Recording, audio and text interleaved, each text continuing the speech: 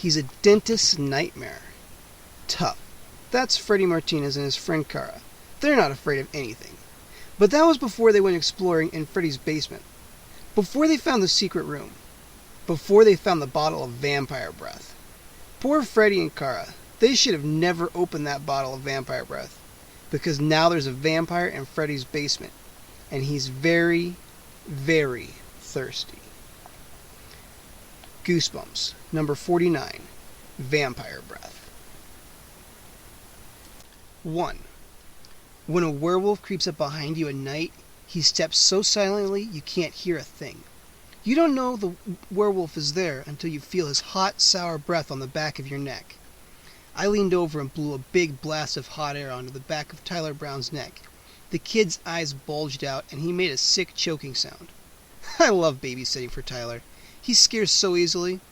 The werewolf's breath freezes you so you can't move, I said in a whisper. You can't run away. You can't kick your legs or move your arms. That makes it easy for the werewolf to rip your skin off. I sent another hot blast of werewolf breath onto Tyler's neck. I could see him shiver. He made a soft, whimpering noise. Stop it, Freddy. You're really scaring him. My friend Cara Simonetti scolded me. She flashed me a stern scowl from the chair across the room. Tyler and I were on the couch. I sat real close to him so I could whisper and scare him good. Freddy, he's only 6, Cara reminded me. Look at him. He's shaking all over. He loves it, I told her. I turned back to Tyler. When you are out late at night and you feel the hot werewolf breath on the back of your neck, don't turn around, I whispered. Don't turn around. Don't let him know that you see him, because that's when he'll attack! I shouted the word attack, and then I leapt on Tyler and began tickling with both hands, as hard as I could. He let out a shout. He was crying and laughing at the same time. I tickled him until he couldn't breathe. Then I stopped. I'm a very good babysitter. I always know when to stop tickling. Cara climbed to her feet. She grabbed me by the shoulders and tugged me away from Tyler. He's only 6, Freddy, she repeated. I grabbed Cara and wrestled her to the floor and started tickling her. The werewolf attacks again, I shouted. I tossed back my head in an evil laugh. Wrestling with Cara is always a big mistake. She punched me in the stomach so hard I saw stars. Really. Red and yellow stars. I rolled away gasping for air. Did you ever have the breath knocked out of you? It's not a good feeling. You really think you'll never breathe again. Making me see stars is Cara's hobby. She does it all the time. She can do it with one punch. Cara is tough. That's why she's my best friend. We're both tough. When the going gets tough, we never crumble. Ask anyone. Freddy Martinez and Cara Simonetti. 2 tough kids. A lot of people think we're brother and sister. I guess it's because we look a little alike. We're both pretty big for 12. She's an inch taller, but I'm catching up. We both have wavy black hair, dark eyes, and round faces. We've been friends ever since I beat her up in 4th grade. She tells everyone that she beat me up in 4th grade. No way. Want to know how tough we are? We like it when our teacher squeaks the chalk against the chalkboard. That's tough. Anyway, Tyler lives across the street from me. Whenever I babysit for him, I call Cara and she usually comes along. Tyler likes Cara better than me. She always calms him down after I tell him stories to scare him to death. It's a full moon tonight, Tyler, I said, leaning close to him on the green leather couch in his den. Did you look out the window? Did you see the full moon? Tyler shook his head. He scratched one side of his short blonde hair. His blue eyes were wide. He was waiting for the rest of the werewolf story. I leaned closer and lowered my voice. When a werewolf steps out under the full moon, hair starts to grow on his face, I told him. His teeth grow longer and longer and pointier. They don't stop until they reach under his chin. Fur covers his body like a wolf, and claws grow out from his fingers. I raked my fingernails down the front of Tyler's t-shirt. He gasped. You're really scaring him, Cara warned. He isn't going to sleep at all tonight. I ignored her. And then the werewolf starts to walk, I whispered, leaning over Tyler. The werewolf walks through the forest, searching for a victim. Searching. Hungry. Walking. Walking. I heard the footsteps in the living room. Heavy footsteps, thudding over the rug. At first I thought I was imagining them, but Tyler heard them too. Walking. Walking, I whispered. Tyler's mouth dropped open. The heavy footsteps thudded closer. Cara turned in her chair to the doorway. Tyler swallowed hard. We all heard them now. The heavy, thudding footsteps. "A real one!" I shrieked. "It's a real werewolf!" All three of us screamed. 2. "Give me a break," the werewolf said. Of course it wasn't a real werewolf. It was Tyler's dad. "What are the three of you doing?" Mr. Brown asked, pulling off his overcoat. He had blonde hair and blue eyes like Tyler. "Scaring Tyler to death," Cara told him. He rolled his eyes. "Didn't you do that last time?" "We do it every time," I replied. "Tyler loves it." I patted the kid on the back. "You love it, right?" "I guess," he said in a tiny voice. Tyler's mom stepped into the room, straightening her sweater. "Were you telling werewolf stories to Tyler again, Freddy?" she demanded. "Last time he had nightmares all night." "No, I didn't," Tyler protested. Mrs. Brown tisk-tisked. Mr. Brown handed Cara and me each a $5 bill. "Thanks for babysitting. Do you want me to walk you home?" "No way," I replied. Did he think I was some kind of wimp? "It's just across the street." Cara and I said goodnight to the Browns. I didn't really feel like going home yet, so I walked Cara home. She lives on the next block. The full moon shone down on us. It appeared to follow us as we walked, floating low over the dark houses. We laughed about my werewolf story, and we laughed about how scared it made Tyler. We didn't know that it would be our turn to be scared next. Really scared. Saturday afternoon, Cara came over. We hurried down to my basement to play air hockey. A few years ago, my parents cleaned the basement up and turned it into a great playroom. We have a full-size pool table and a beautiful old jukebox down there. Mom and Dad filled the jukebox with old rock and roll records. Last Christmas, they bought me an air hockey game, a big table-sized one.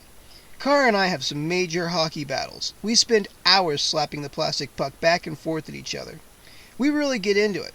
Our air hockey games usually end in wrestling matches, just like real hockey games on TV. We leaned over the air hockey game and started to warm up, shoving the puck slowly back and forth across the table, not trying to score. "Where are your parents?" Cara asked. I shrugged. "Beats me." She narrowed her eyes at me. "You don't know where they went? Didn't they leave you a note or something?" I made a face at her. "They go out a lot." "Probably to get away from you," Cara exclaimed. She laughed. I had just come from karate class. I stepped around the hockey table and made a few karate moves on her. One of my kicks accidentally landed on the back of her ankle. "Hey!" she cried angrily. "Freddy, you jerk!" When she bent over to rub her ankle, I shoved her into the wall. I meant it as a joke. I was just goofing, but I guess I don't know my own strength. She lost her balance and slammed hard into an antique china cabinet filled with old dishes. The dishes rattled and shook, but nothing broke. I laughed. I knew that Cara wasn't really hurt. I reached out to help pull her off the front of the cabinet, but she let out a roar of attack and came hurtling into me. Her shoulder caught me in the chest. I uttered a hoarse choking sound. Once again, I saw stars. While I gasped for air, she grabbed the hockey puck off the game table. She pulled her hand back to heave it at me, but I wrapped my hand around hers and struggled to wrestle the puck away. We were laughing, but this was a pretty serious fight. Don't get me wrong. Cara and I do this all the time, especially when my parents are out. I pulled the puck from her hand, and it went flying across the room. With a loud karate cry, I swung free of her. We were both laughing so hard we could barely move, but Cara took a running start and plowed into me once again. This time she sent me sailing back. Back. I lost my balance. My hands shot up as I crashed into the side of the tall china cabinet. Whoa! I landed hard.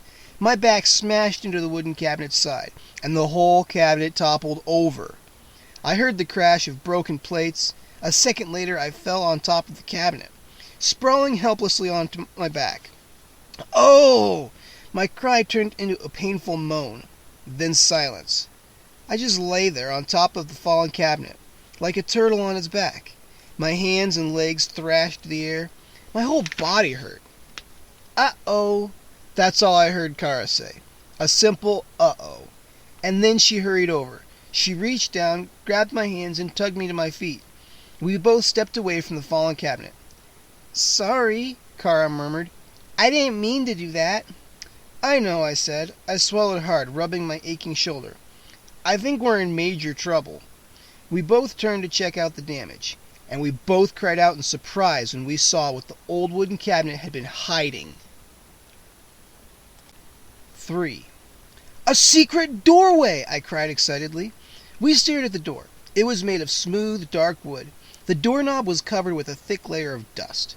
I had no idea there was a door back there, and I was pretty sure that Mom and Dad didn't know about it either. Cara and I stepped up to the doorway. I rubbed my hand over the doorknob, wiping away some of the dust. "Where does this lead?" Cara asked, smoothing her black hair off of her face. I shrugged. "Beats me. Maybe it's a closet or something. Mom and Dad never mentioned another room down here." I knocked on the door with my fist. "Anyone in there?" I called. Cara laughed. "Wouldn't you be surprised if someone answered you?" she exclaimed. I laughed too. It was a pretty funny idea. "Why would someone hide the door behind a cabinet?" Cara asked. "It doesn't make any sense." "Maybe there's a pirate treasure hidden back there," I said. "Maybe there's a room filled with gold coins." Cara rolled her eyes. "That's really lame," she muttered. "Pirates in the middle of Ohio?" Cara turned the knob and tried to tug open the door. I guess some kids would hesitate. Some kids probably wouldn't be so eager to pull open a mysterious hidden door in their basement. Some kids might be a little afraid. But not Cara and me. We're not wimps. We don't think about danger. We're tough. The door didn't open. "Is it locked?" I asked her. She shook her head. "No, the cabinet is blocking the way." The cabinet lay on its side in front of the door. We both grabbed hold of it. Cara took the top, I took the bottom. It was heavier than I thought, mainly because of all the broken dishes inside. But we pushed and pulled, and it slid away from the doorway. "Okay," Cara said, wiping her hands off on the legs of her jeans. "Okay," I repeated. "Let's check it out." The doorknob felt cool in my hand. I turned it and pulled open the wooden door. The door moved slowly. It was heavy, and the rusted hinges made an eerie squeak, squeak, as I strained to open it. Then, standing close together, Cara and I leaned into the doorway and peered inside. 4. I expected to find a room in there. A storage room or an old furnace room. Some old houses, like my Aunt Harriet's, have coal rooms where coal was stored to feed the furnace. But that's not what we saw. Squinting into total darkness, I realized I was staring into a tunnel. A dark tunnel. I reached out and touched the wall. Stone. Cold stone. Cold and damp. "We need flashlights," Cara said softly. I rubbed the cold, damp stone again. Then I turned to Cara. "You mean we're going into the tunnel?" I asked. Silly question. Of course we were going into the tunnel. If you find a hidden tunnel in your basement, what do? You don't stand around at the entrance and wonder about it. You explore it. She followed me over to my dad's workbench. I started pulling open drawers, searching for flashlights.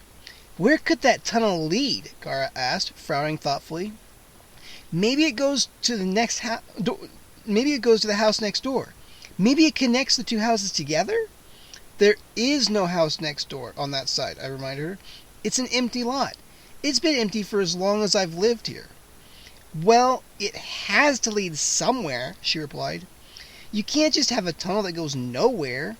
"Good thinking," I replied sarcastically. She shoved me. I shoved her back. Then I spotted a plastic flashlight at the bottom of a tool drawer. Cara and I both grabbed for it at the same time. We had another battle, a short one this time. I wrestled the flashlight away from her. "What's the big idea?" she demanded. "I saw this one first," I said. "Get your own." A few seconds later, she found another flashlight on a shelf above the workbench. She tested it by shining it in my eyes, till I screamed at her. "Okay, ready?" she said. We hurried back to the door, our flashlight beams crisscrossing each other over the basement floor. I stopped at the open door and shot the light into the tunnel. Cara's light bounced off the stone walls. They were covered with a layer of green moss. On the smooth stone floor, small puddles of water glimmered in the darting rays of our flashlights. "Damp in there," I murmured. I took a step into the tunnel, moving my light along the walls. The air instantly felt colder. I shivered, startled by the change in temperature. "Brr," Cara agreed. "It's like a freezer in here." I raised my light and aimed it straight ahead. "I can't see where the tunnel ends," I said. It could stretch on for miles and miles. Only one way to find out, Cara replied. She raised her light and blinded me with it once again. Ha ha! Gotcha! Not funny, I protested. I beamed my light into her eyes. We had a short flashlight battle. Neither of us won. Now we both had bright yellow spots in our eyes. I turned back into the tunnel. Hello! I shouted. My voice echoed again and again. Anybody home? I called. Cara shoved me against the damp stone wall. Shut up, Freddy. Why can't you get serious? I am serious, I told her. Come on, let's go. I bumped her with my shoulder. I wanted to knock her into the wall, but her feet were planted hard. She didn't budge. I lowered my light to the floor so we could see where we were walking. Cara kept her light aimed straight ahead. We made our way slowly, stepping around puddles. The air grew even colder as we walked deeper into the passageway. Our shoes made soft scraping sounds. The sounds echoed eerily off the stone walls. After about a minute, I turned back and glanced at the basement doorway. It was a narrow rectangle of yellow light very far away. The tunnel curved and the stone walls appeared to close in on us. I felt a shiver of fear, but I shook it away. Nothing to be afraid of, I told myself. It's just an old empty tunnel. This is so weird, Cara murmured. Where can it lead? We must be under the empty lot next door, I guessed. But why would someone build a tunnel under an empty lot? Cara raised the flashlight to my face. She grabbed my shoulder to stop me. Want to turn back? Of course not, I shot back. I don't either, she said quickly. I just wanted to see if you wanted to. Our lights played over the damp stone walls as we followed the curve of the tunnel. We leapt over a wide puddle of water that covered the entire tunnel floor. Then the tunnel curved one more time and a door came into view. Another dark wood door. Our flashlight beams slid up and down the door.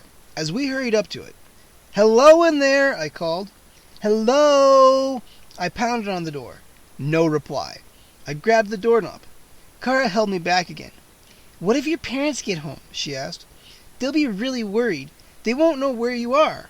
"Well, if they come down to the basement, they'll see the cabinet on the floor," I replied, "and they'll see the open door that leads into the tunnel. They'll figure out what happened, and they'll probably follow us in here." "Probably," Cara agreed. "We've got to see what's on the other side of this door," I said eagerly. I turned the knob and pulled the door open. This door was heavy, too, and it creaked eerily as it opened, just like the first door. We raised our flashlights and set our pale beams alight ahead of us. "It's a room," I whispered. "A room at the end of the tunnel." Our lights danced over the smooth dark walls. Bare walls. We stepped side by side into the small square room. "What's the big deal? It's empty," Cara said. "It's just an empty room." "No, it isn't," I replied softly. I aimed my flashlight at the large object on the floor in the middle of the room. We both stared straight ahead at it. Stared at it in silence. "What is it?" Cara demanded finally. "A coffin," I replied. 5. I felt my heart skip a beat. I wasn't scared, but my body started to tingle all over. A cold tingling. Excitement, I guess. Cara and I both aimed our flashlight beams at the coffin in the middle of the floor. The light circles bounced up and down over the dark wood. Our hands were shaking. "I've never seen a coffin before," Cara murmured. "Neither have I confessed. "Except on TV." The light reflected off the polished wood. I saw brass handles at both ends of the long box. "What if there's a dead person inside it?" Cara asked in a tiny voice. My heart leaped again. My skin tingled even colder. "I don't know," I whispered. "Who would be buried in a secret room under my house?" I raised my light and swept it around the room. 4 bare walls, smooth and gray. No windows, no closet. The one and only door led back into the tunnel. A hidden room at the end of a twisting tunnel. A coffin in a hidden underground room. "I'm sure Mom and Dad don't know anything about this," I told Cara. I took a deep breath and made my way closer to the coffin. "Where are you going?" Cara demanded sharply. She hung back near the open doorway. "Let's check it out," I replied, ignoring my pounding heart. "Let's take a look inside." "Whoa!" Cara cried. I don't think we should." I turned back to her. The light from my flashlight caught her face. I saw her chin quiver. Her dark eyes narrowed at the coffin. "You afraid?" I demanded. I couldn't keep a grin from spreading over my face. Cara afraid of something? This was a moment to remember. "No way," she insisted. "I'm not afraid, but I think maybe we should get your parents." "Why?" I asked. "Why do we need my parents around to open up an old coffin?" I kept the light on her face. I saw her chin quiver again. "Because you don't just go around opening coffins," she replied. She crossed her arms tightly in front of her. "Well, if you won't help me, I'll do it myself," I declared. I turned to the coffin and brushed my hand over the lid. The polished wood felt smooth and cool. "No, wait!" Cara cried. She hurried up beside me. "I'm not scared, but this could be a big mistake." "You're scared," I told her. "You're scared big time." "I am not," she insisted. "I saw your chin tremble. Twice," I told her. "So?" "So you're scared." "No way." She let a disgusted sigh. "Here, I'll prove it to you." She handed me her flashlight, then she grabbed the coffin lid with both hands and started to lift it open. "Whoa, it's really heavy," she groaned. "Help me." A shiver ran down my back. I shook it off and set the flashlight down on the floor. Then I placed both hands on the coffin lid. I leaned forward, started to push up. Cara and I both pushed with all our strength. The heavy wooden lid didn't budge at first, but then I heard a creaking sound as it started to lift. Slowly it raised up to our hands. Leaning over the open coffin, we pushed it until it stood straight up and came to a rest. We let go of the lid. I shut my eyes. I didn't really want to look inside, but I had to. I squinted down to the open coffin. Too dark. I couldn't see a thing. Good, I told myself. I let out a sigh of relief. But then Cara bent down and picked up the flashlights from the floor. She slipped mine into my hand. We aimed our lights into the coffin and stared inside. 6. The coffin was lined in purple velvet. The velvet glowed under the light from our flashlights. We swept our flashlights up and down the inside of the coffin. It's empty," Cara stammered. "No, it isn't," I replied.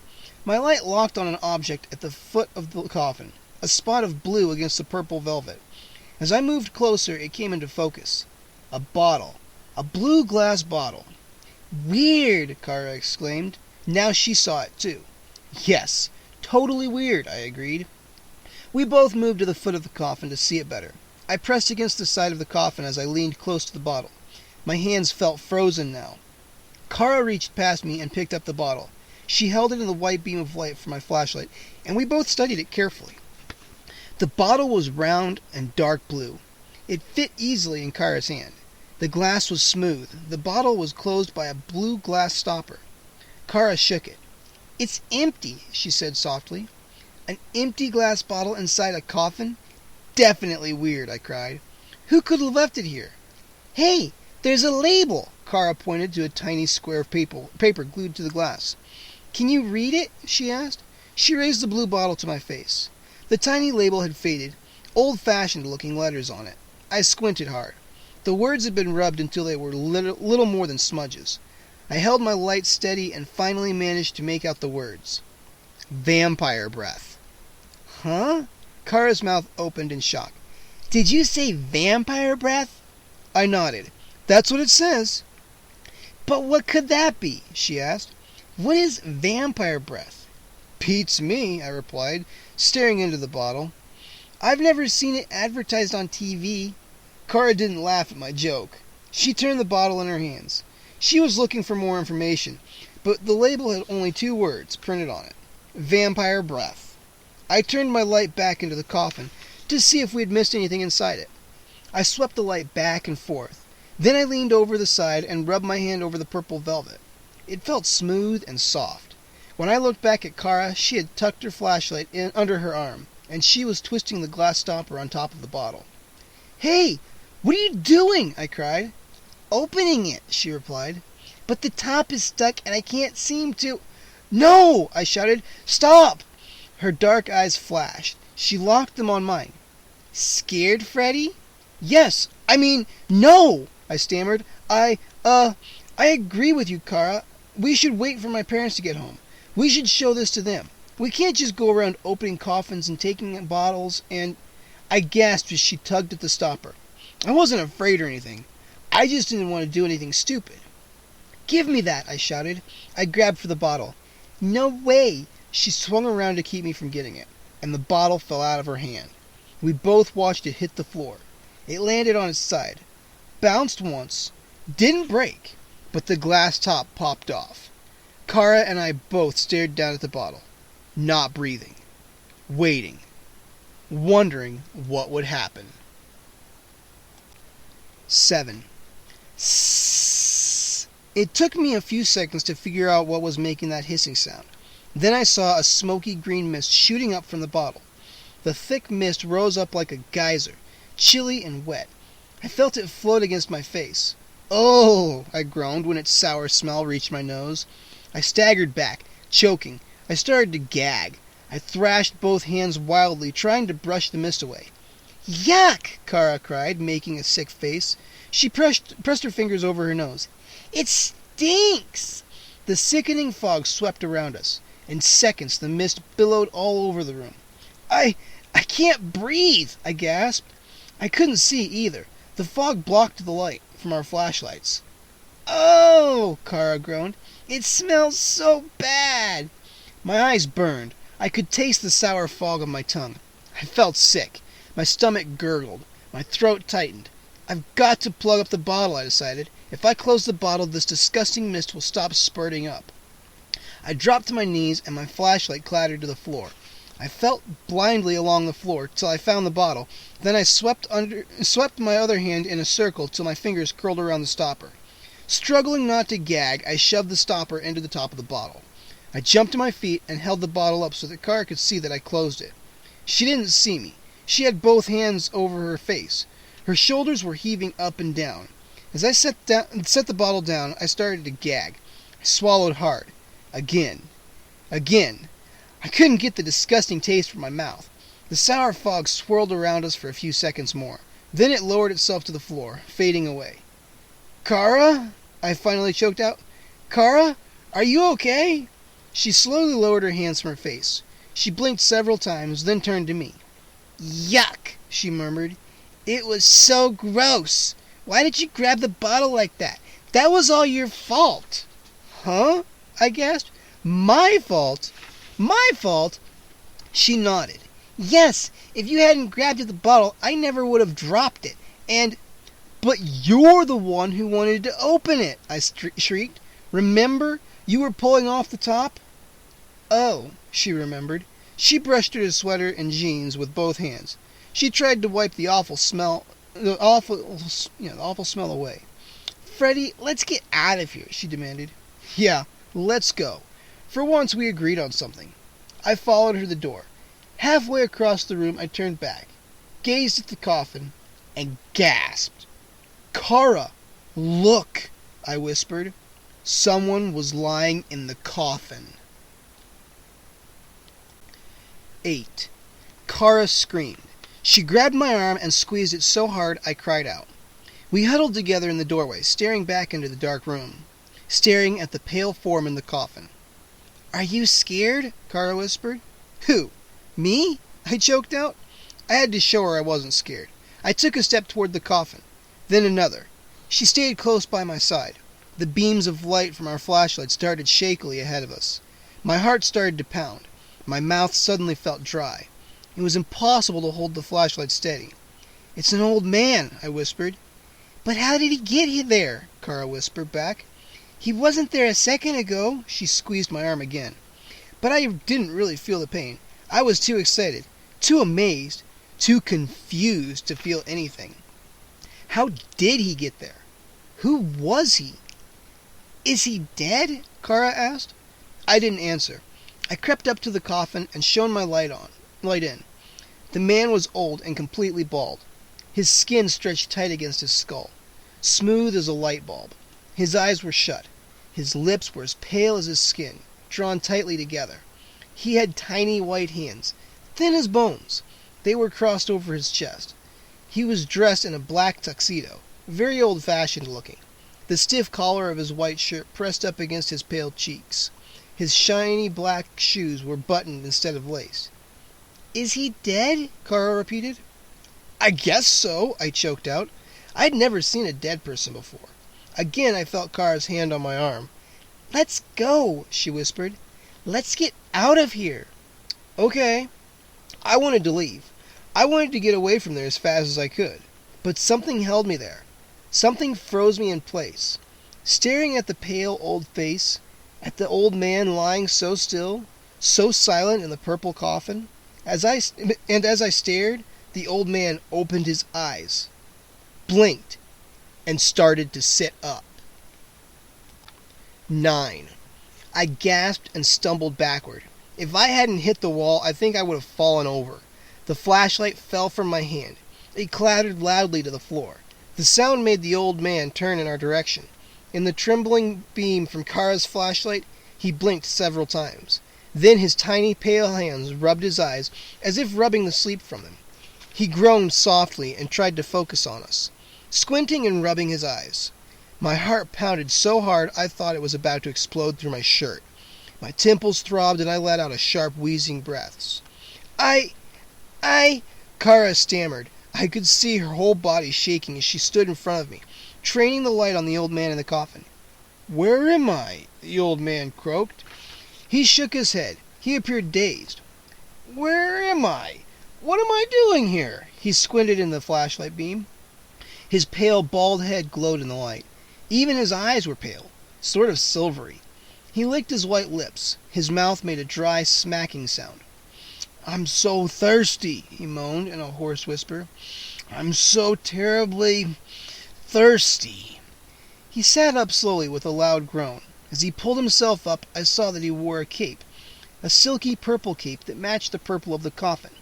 He licked his pale lips again. "So thirsty." And then he saw Cara and me. He blinked again and squinted at us. "Where am I?" he asked, staring hard at me with those eerie silver eyes. "What room is this?" "It's my house," I replied, but the words tumbled out in a weak whisper. "So thirsty," he murmured again, groaning and muttering to himself. He lifted one leg over the coffin, then the other. He slid out onto the floor. He didn't make a sound when he landed. He seemed so light, as if he didn't weigh anything at all. A chill of fear froze the back of my neck. I tried to back up, but I was already pressed against the wall. I glanced to the open doorway. It seemed 100 miles away. The old man licked his dry lips, still squinting hard. He took a step toward Cara and me. He smoothed his cape with both hands as he walked. "Who are you?" Cara managed to choke out. "How did you get here?" I cried, finding my voice. "What are you doing in my basement? How did you get in that coffin?" Questions burst out of me. "Who are you?" He stopped and scratched his bald head. For a moment he appeared to be struggling to remember who he was.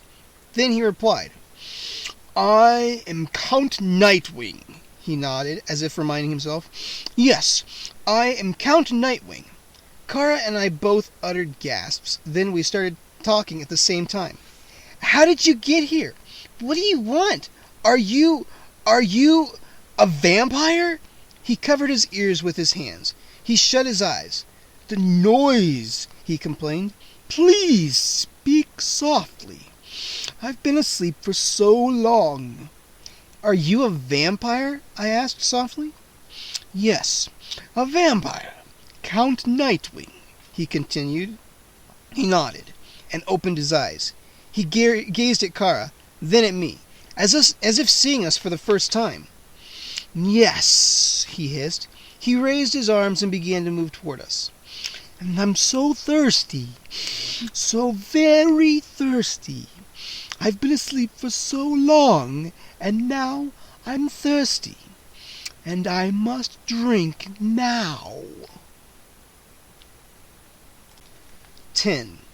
The Count raised his arms and gripped the purple cape. The cape spread out behind him like wings, and he rose up into the air. "So thirsty," he murmured, licking his dry lips. "So thirsty." His silvery eyes locked onto Cara as if trying to hypnotize her and hold her in place. I was never so frightened in all my life, I admit it. I don't scare easily, and neither does Cara.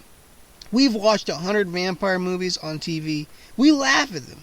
We think the idea of a guy with fangs who flies around drinking human blood is funny. We have never been the least bit scared. But that was movies. This was real life. We had just watched this guy, who called himself Count Nightwing, rise up from a coffin. A coffin practically in my basement. And now he had his arms spread out, and he was floating across the room toward us, muttering about how thirsty he was, narrowing his weird, frightening eyes at Kara's throat. So yes, I admit, I was scared. But not too scared to move. "Hey!" I gasped and grabbed Kara's arm. "Come on!" I cried. "Let's go!" She didn't budge. "Cara, come on!" I screamed, tugging her. She stared up at the pale face of the vampire. She didn't move. She didn't blink. I grabbed her arm with both hands. I tried to drag her away, but she stood rooted to the floor, as frozen as a statue. "So thirsty," the old man croaked. "I must drink now." "Cara, snap out of it!" I cried. "Snap out of it! Please!" I pulled with all my strength and dragged her to the door. As we reached the tunnel, Cara blinked and shook her head. Letting out a startled cry, she tugged her arm free and started to run. We both burst out of the little room and ran through the curving tunnel. Our shoes clapped loudly on the hard stone floor. The noise echoed off the walls. It sounded as if 1,000 kids were running from the vampire. My legs felt rubbery and weak, but I forced myself to run. We ran through the dark tunnel, following the curve of the stone walls. Cara leaned forward, her arms stretched in front of her as she ran. She gripped the flashlight tightly in one hand. The light bounced all over, but we didn't need it. We knew where we were running. Cara is a very fast runner, faster than me. As we turned again, her long legs were pumping hard, and she was pretty far ahead of me. I glanced back. Was the vampire following us? Yes. He was close behind, floating near the ceiling, his cape flapping behind him. "Cara, wait up!" I called breathlessly. A yellow rectangle of light came into view, up ahead. The door! The door to my basement! If we can just get to the door, I thought. If we can get to my basement, we can slam the door behind us and trap Count Nightwing in the tunnel. If we can get to the basement, we'll be safe. Mom and Dad must be home by now, I decided. Please be home. Please. Up ahead, the rectangle of light from the open doorway grew larger. Cara was running hard, uttering a low gasp with each step. I was several feet behind her. Now, running as fast as I could, struggling to catch up. I didn't turn around, but I could hear the flap of the vampire's cape close behind me. Cara had nearly reached the door. "Go, Cara, go!" I thought. My chest felt about to burst. But I ran harder, desperate to catch up, to reach the door, to leap into the basement, to safety. "Oh!" I cried out as I saw the rectangle of light start to grow smaller. "The door! It's closing!" I shrieked. "No!" Cara and I both wailed. The door slammed shut with a crash. Cara couldn't stop in time. She hit the door and bounced off, stunned. I grabbed her by the shoulders to steady her. "Are you okay?" She didn't answer. Her eyes went to the closed door. She grabbed for the doorknob. "Freddy," she murmured. "Look! No doorknob! There was no knob on this side of the door." With a frantic cry, I lowered my shoulder to the wooden door and heaved my body against it. Again, nothing happened. My shoulder throbbed with pain, but the door didn't budge. "Help!" I shouted. "Somebody help! Let us out!" Too late. Count Nightwing had us trapped. He landed silently, his cape lowering around him. A thin smile spread over his pale face. His silvery eyes opened wide with excitement.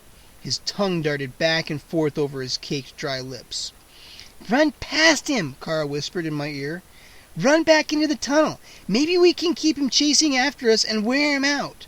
But the vampire raised his cape to block our way. Could he read our minds? Holding his cape high, he stepped up to Cara. "So thirsty," he murmured. "So thirsty." Then he lowered his face to Kara's throat. 11. "Let her go! "Let her go!" I screamed. I grasped at his wrist, desperate to pull him away, but I grabbed only cape. "Let her go! Stop!" I pleaded, tugging on the cape. I couldn't see Cara at all. I could see only the vampire's cape and shoulders as he lowered his head to drink her blood. "Please," I begged. "I'll get you something else to drink. Please, let Cara go." To my surprise, Count Nightwing raised his head.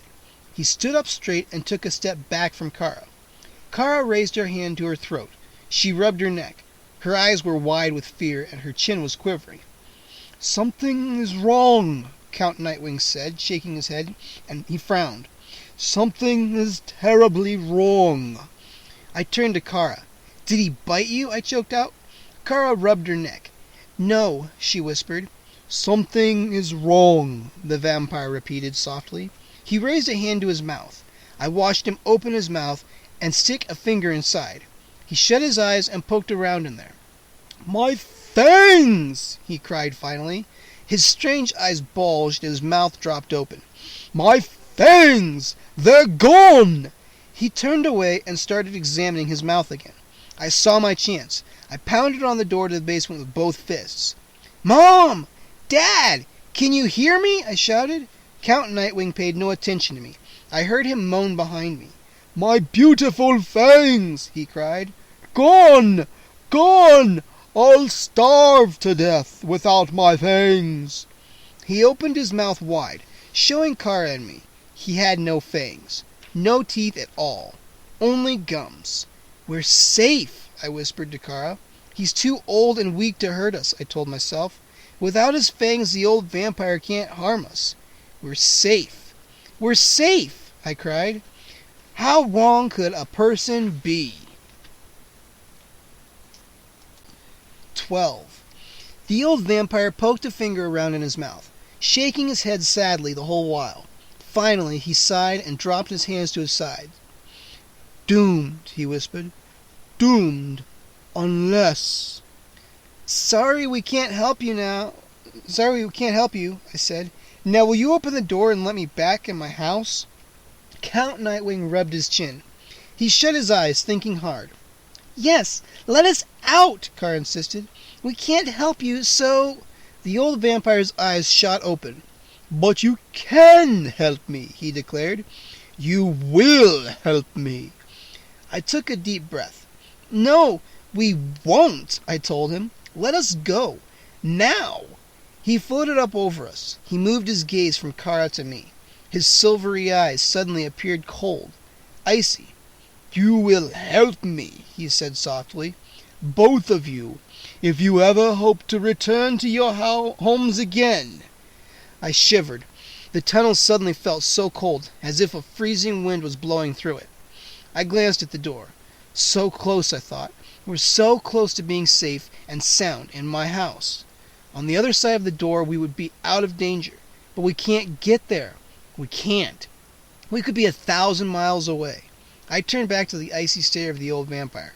He's evil, I realized. Even without his fangs, he is evil. "Well, what do we have to do?" Cara stammered. "Yes, what can we do?" I repeated. He lowered himself to the floor. His expression softened. "The bottle of vampire breath," he said. "Did you see it?" "Yes," I replied. "We found it in your coffin." "Do you have it?" he demanded eagerly. He reached out a hand. "Do you have it? Give it to me." "No," Cara and I answered together. "We didn't take it," I told him. "I think I left it on the floor." We dropped it," Cara stammered. The old vampire gasped. "You what? Did you break it? Did you spill the vampire breath?" It poured out," I replied. "The room filled with smoke. We put the cap back on, but—" "We must find it," Count Nightwing declared. "I must have that bottle. If there's a little bit of vampire breath left in the bottle, it will take me back to my time." "Your time?" I asked. He squinted at me. "Your clothing? Your hair? You two are not of my time," he said. "What year is this?" I told him. His mouth dropped open. A startled squeak escaped his throat. "I have been asleep for over 100 years," he exclaimed. "I must find the vampire breath. It will take me back in time, back to when I had my fangs. I stared hard at him, trying to understand what he was telling us. Does that mean you will go away? I asked. If there's vampire breath left in your bottle, you will go back 100 years? The old vampire nodded.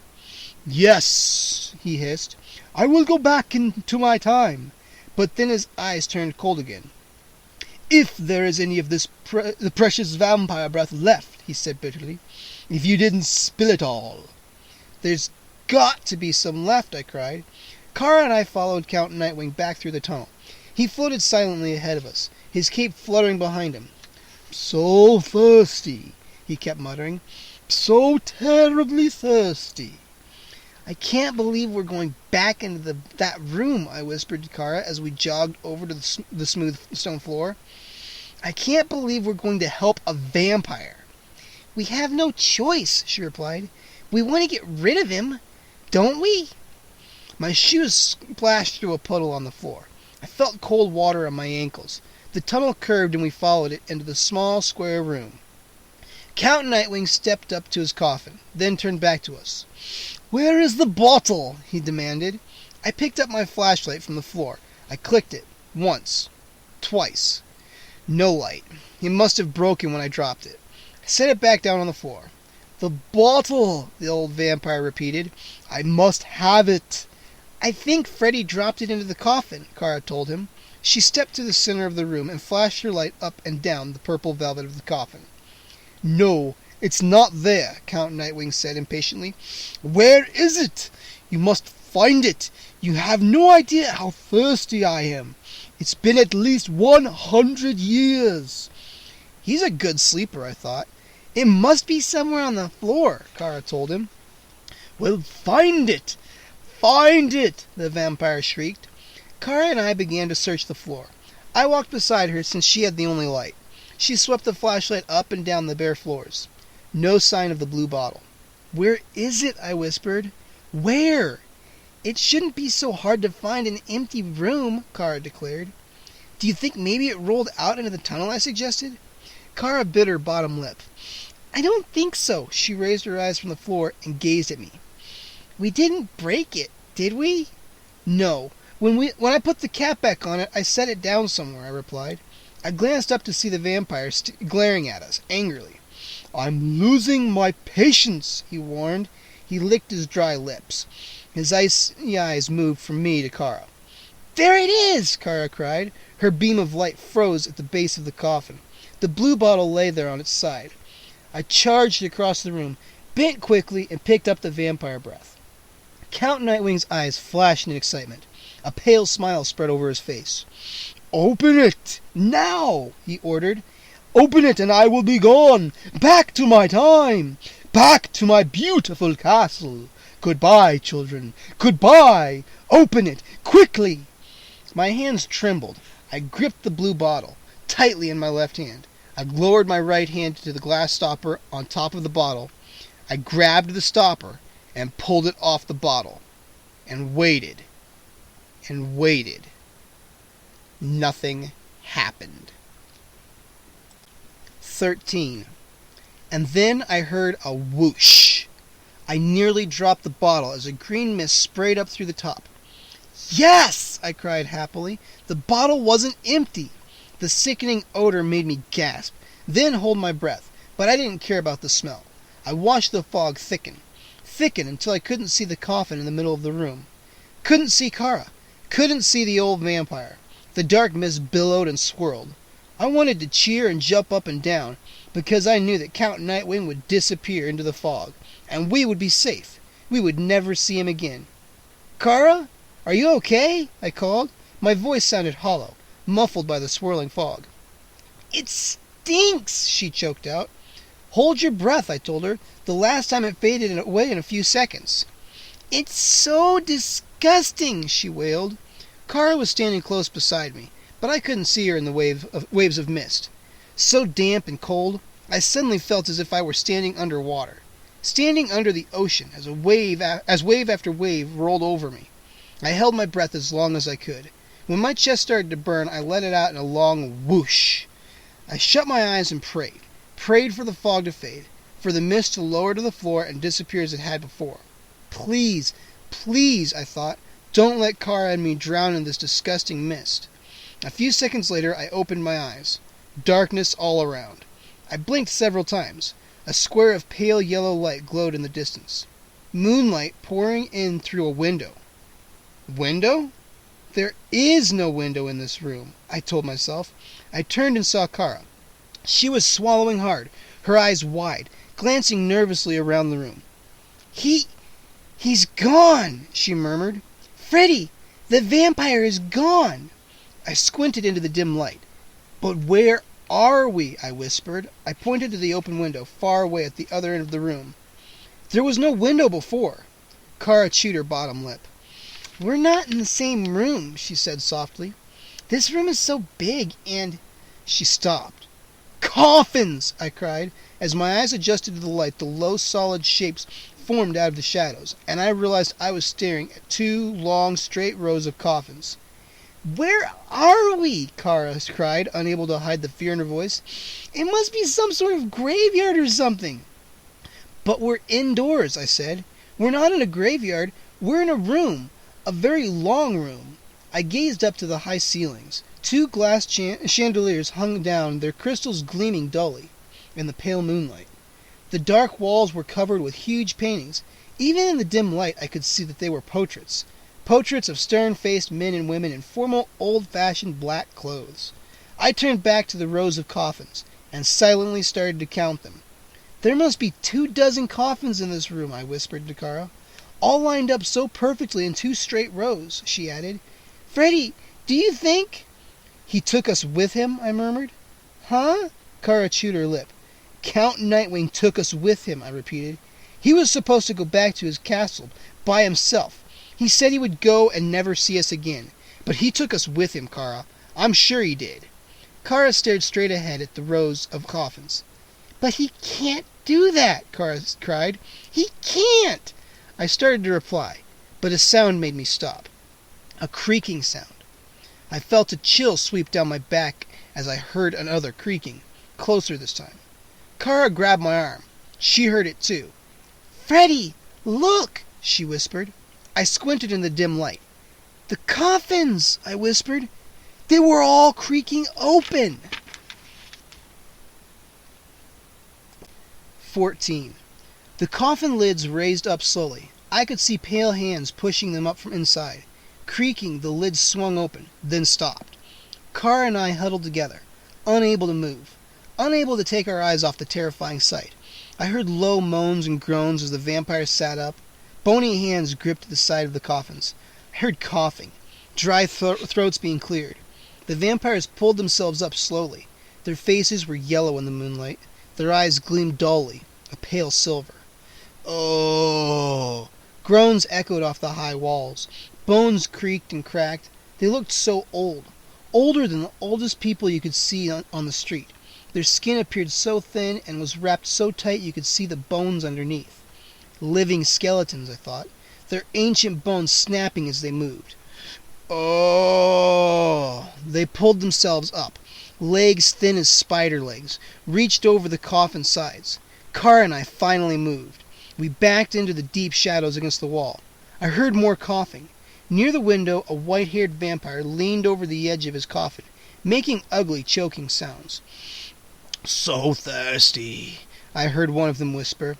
So thirsty, so thirsty, others repeated. They lowered themselves from their coffins, stretching and groaning. So thirsty, they chanted. Their voices were dry and raspy, as if their throats were sore, as if their voices were only air. They were all dressed in black, formal black suits, white shirt collars stiff and high over their chins. Some of them wore long, shiny capes. They adjusted their capes with bony white fingers, sweeping them back over bent, skinny shoulders. So thirsty, so thirsty. Their silver eyes glowed brighter as they began to wake up. And then, standing in the aisle between the 2 rows of coffins, they began to flap their bony arms. Slowly at first. Their arms creaked as they pulled them up, then down. The silver eyes glowed in the pale, old faces. Up, then down. Up, then down. They flapped their arms faster, groaning and grunting. The sound echoed off the walls and the high ceiling. Flapping faster now. Flapping. Flapping. And as Cara and I gaped in amazement, the silky, groaning old men began to shrink. The flapping arms became the flutter of black wings. The red eyes glowed from rodent-like faces. In seconds they shrank and transformed. They all became fluttering black bats and turned their red eyes to Cara and me. 15. Did they see us? Could they see us in the deep darkness, our backs pressed against the stone wall?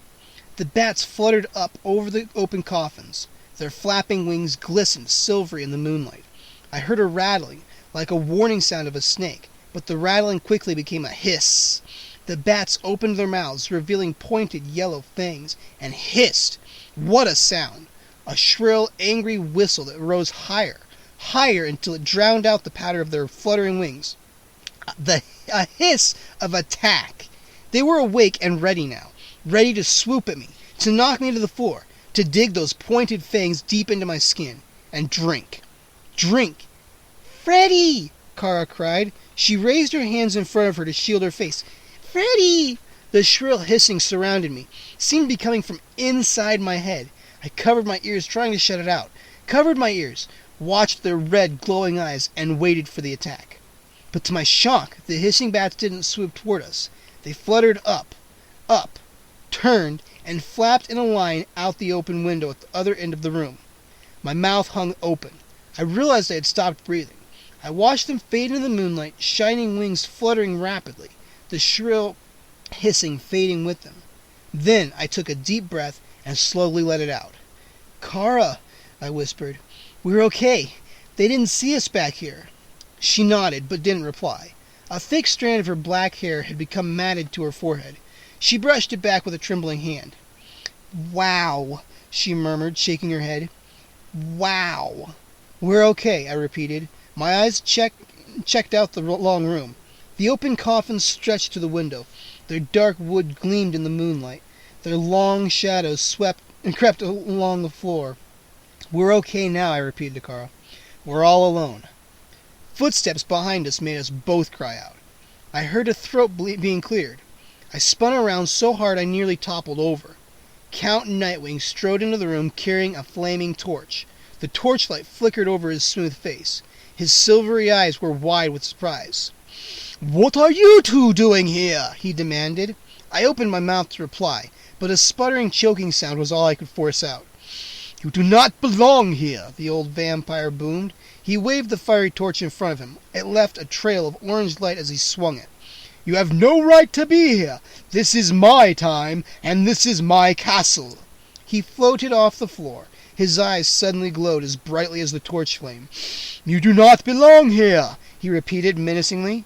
But, I stammered, frightened and angry and confused, all at the same time. "But you brought us here," Cara protested angrily. She waved her finger at him, accusing him. "We didn't follow you." "She's right," I finally found my voice. "You promised us you would go away and leave us alone, but you brought us back to your castle with you." Still floating a few feet above the floor, Count Nightwing held the torch in one hand and rubbed his frail-looking chin with the other. He murmured. His eyes glowered at us. You have to send us home," Cara told him, pressing her hands against her waist. "Yes," I agreed. "Send us home. Now." Count Nightwing lowered himself silently to the floor. In the flickering torchlight, he suddenly looked weary. The light in his eyes dulled. He sighed. "Just send us home," Cara insisted.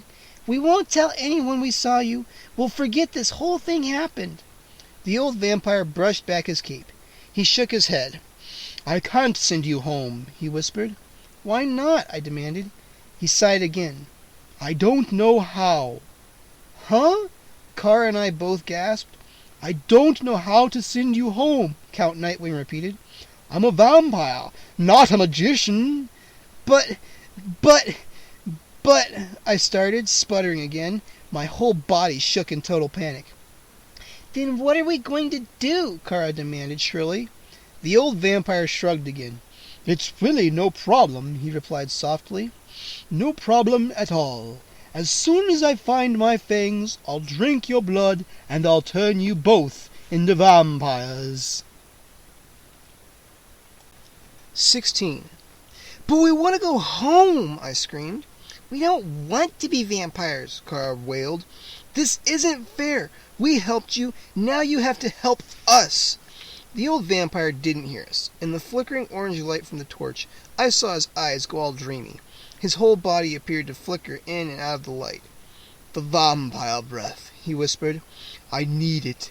Now." "Send us home. Now," Cara ordered him. "I mean it. Send us home." I balled my hands into fists. I felt so angry. I mean, we helped him return to his castle, and how is he going to pay us back?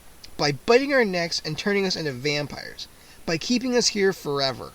I tried to imagine what it would be like living here in this castle, sleeping all day in a coffin, rising up at night and turning into a bat, flying out night after night in search of necks to bite.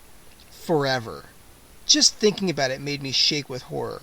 I'll never complain about having to babysit for Tyler Brown again, I decided. And then the horrifying thought made my heart skip. I may never see Tyler Brown again. Or Mom and Dad. Or any of my friends. "You've got to send us home," I cried to Count Nightwing. "You've got to."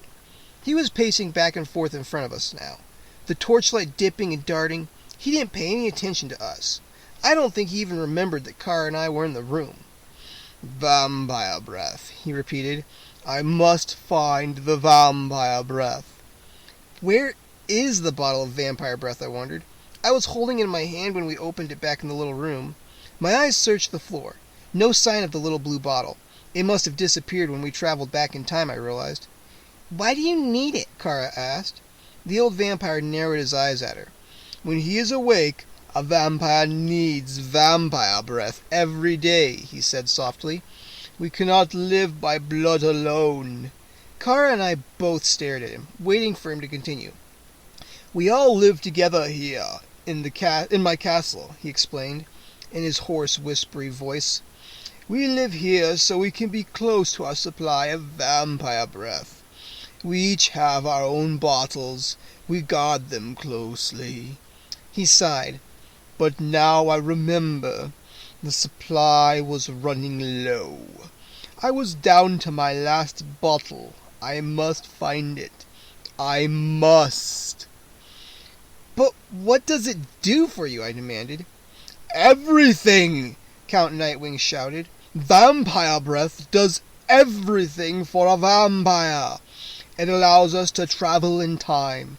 It can make us invisible and reappear again. It keeps our skin smooth and clear. It gives us energy. It helps us sleep.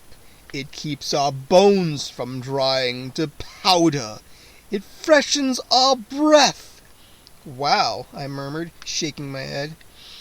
"But how will it help you find your fangs?" Cara demanded.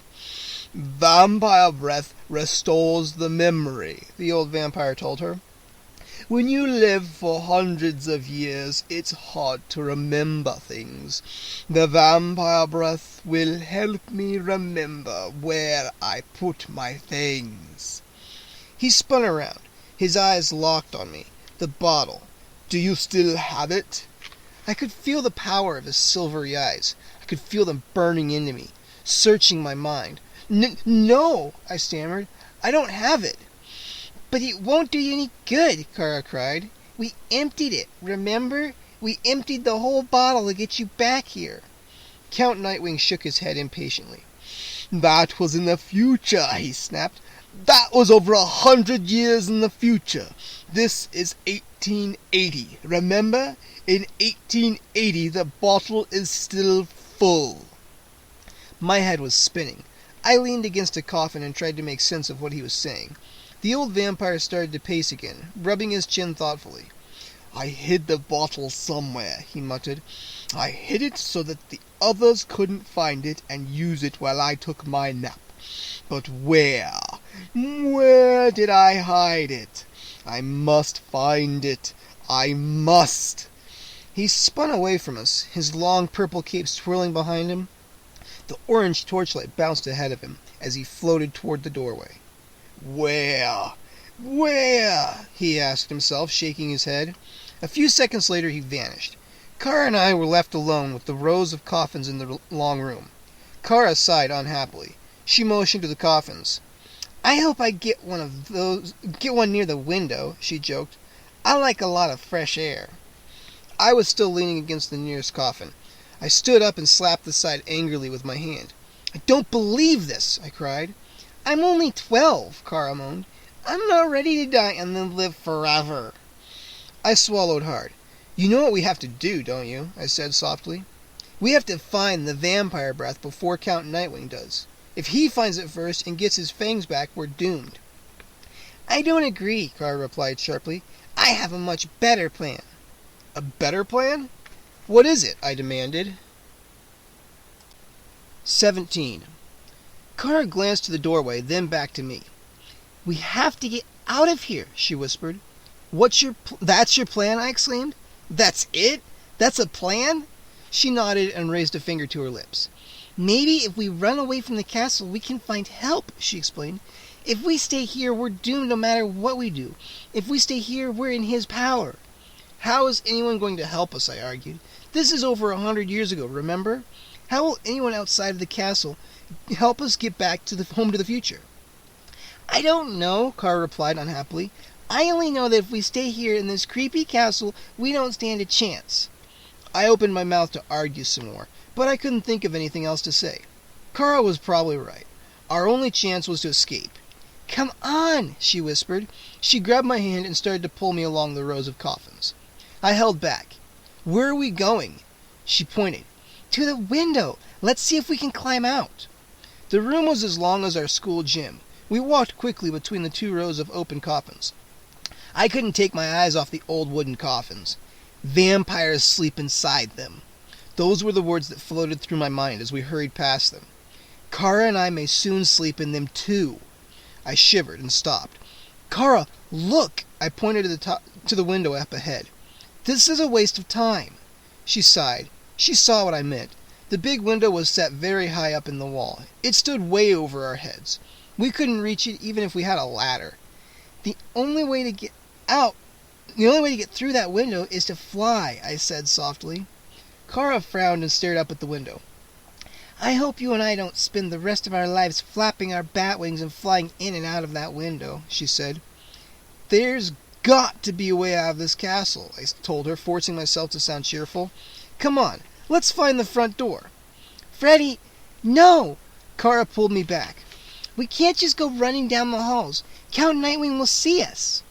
"We'll be careful," I said. "Come on, Cara, we'll find a way out."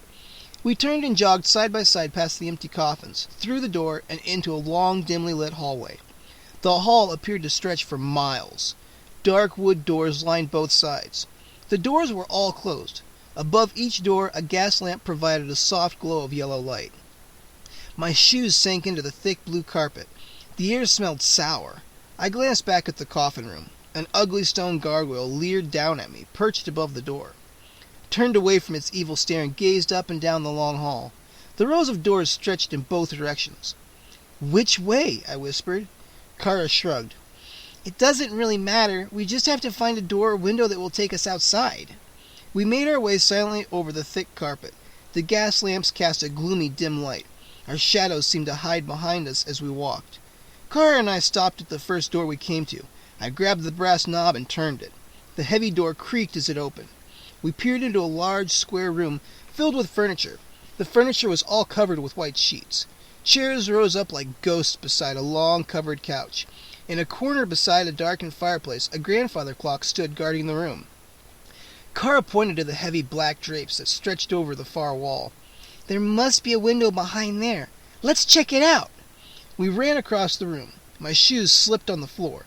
Glancing down, I saw nearly an inch of dust spread over the floor. "I don't think this room has been used for a while," I said. Cara didn't reply. She grabbed an end of the heavy drape and tugged. I reached to help her. The drape slid back. A dust-smeared window stood behind it. "Great!" I cried. Not so great, Cara replied glumly. I saw instantly what she meant. The window had thick black bars across it. Ugh! With a disgusted groan, Cara shoved the drape back into place. We hurried back into the hall and tried the door across the hall. We stepped into a small room filled with luggage trunks. The trunks were stacked on top of each other up to the high ceiling. No window in this room. The next room had an enormous, old, dark wood desk in its center and shelves of ancient-looking books from floor to ceiling. Another heavy black drape covered the window. I eagerly pulled the drape back to find another dust-covered window and more thick black bars. Weird, I muttered. This castle is like a prison, Cara said in a shaky whisper. Her dark eyes glowed with fear. But there's got to be a way out. We crept back into the long hall. I stopped when I heard a soft fluttering sound. Batwings? Were the vampires returning? Cara heard it too. Hurry, she whispered. We pushed open the next door and darted inside. I carefully closed the door behind us. Then I turned and saw that we had entered a big dining room. The long table filled most of the room. It was bare except for a tall candelabra in the center. Stubs of white candles poked up in the candelabra. Wax had dripped into small puddles onto the tabletop. The puddles were buried in a gray layer of dust. No one has been in here in a long time, I muttered. Cara was already at the window. She pulled back the drape to reveal another barred window. Ugh! She tore at her hair in frustration. Every window has bars, she wailed, and we can't keep walking through these halls. Someone will find us. Staring at the long, dust-covered dining room table, I had an idea. Vampires don't eat, I said. So what? Cara said. She slammed her fist against the heavy black drape. So they probably never go in the kitchen, I continued. We'll be safe in the kitchen, and maybe there's a kitchen door. Maybe. Cara sighed. Maybe. She shook her head glumly. There are 1,000 rooms in this creepy old castle. How will we ever find the kitchen? I took her by the shoulders and guided her to the door. Well, this is the dining room, right? Maybe the kitchen is close to the dining room. Maybe, she repeated bitterly. I guided her into the hall, then led the way to the next door. We pushed it open and peeked inside. No, not the kitchen. We quickly crept down the hall, trying door after door. No kitchen. We kept glancing back, watching for Count Nightwing, hoping we wouldn't bump into him. We turned a corner, found ourselves in a narrower, darker hallway. I tried the first door. Yes! An old-fashioned kitchen with a wide fireplace, hearth, a wood-burning stove, and blackened pots and pans hanging on the wall beside the hearth. My eyes glanced quickly around the room and landed at the broad kitchen windows. No black drape and no bars. Yay! Cara cheered. We both dove for the window. Could we open it? We tried pushing it up from the bottom, but there were no handles, no place to grip the frame. Smash it! Cara cried. Smash the window open! I ran to the wall and pulled down a heavy metal skillet. I lugged it to the window, pulled back my arm, prepared to swing. Oh! I cried out when I heard a cough behind us from the hallway. It's him! I whispered. It's Count Nightwing! Smash the window! Cara insisted. No! He'll hear us! He'll find us! I whispered back.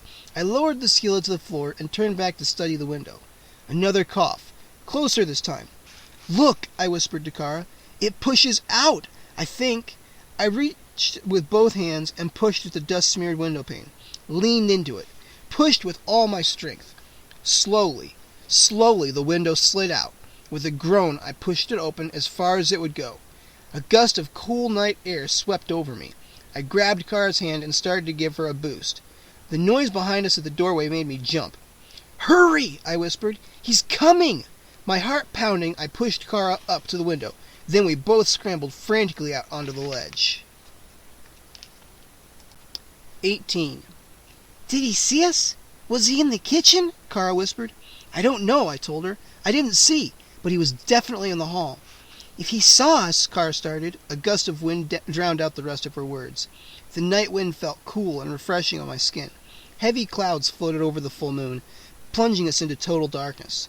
We were both on our knees, our backs to the kitchen. Huddled close beside Cara, I struggled to keep my balance on the narrow stone window ledge. "Let's get going," I urged. We both turned and faced the window, then gripped the stone ledge with both hands. We began lowering our legs down the wall, lowering ourselves to the ground. Lower. Lower. "Hey!" I cried out when my feet didn't touch anything solid. A shaft of moonlight broke through the clouds. I looked down and opened my mouth in a hoarse scream. My feet kicked the air. My hands gripped the ledge above me. I stared down into empty space. Far below I could see dark, jagged rocks glowing dully in the moonlight. Far below. Miles below. We're on top of a cliff," Cara stammered. "The castle is built on a cliff." "Oh," I uttered a terrified moan. The castle was built on top of a sheer rock cliff, and we were now dangling over the side. Dangling by our arms. Dangling. My arms started to ache. I could feel my hands slipping, losing their grip on the stone window ledge above me. "Cara!" I gasped. 19. My hands scraped the dark stones of the wall. I struggled to grab onto something.